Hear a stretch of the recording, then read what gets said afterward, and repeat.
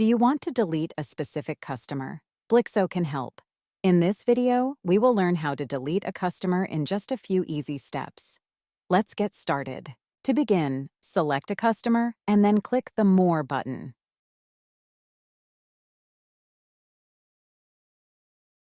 Clicking Delete Customer will open the Delete Customer screen. This screen displays a confirmation message with the customer's name and many associated information fields, such as quotes, invoices, subscriptions, and payments. All associated information fields will also be deleted. Now, click the OK button to confirm and delete the customer. Congratulations! We have successfully deleted a specific customer. Let's verify it. Yes, the customer is no longer displayed when we search for their name. Want to learn more tips and tricks on how to use Blixo? Please like and subscribe. Not a Blixo customer yet? Want to grow sales, manage subscriptions, improve retention, and automate accounting? Sign up for Blixo today by visiting Blixo.com.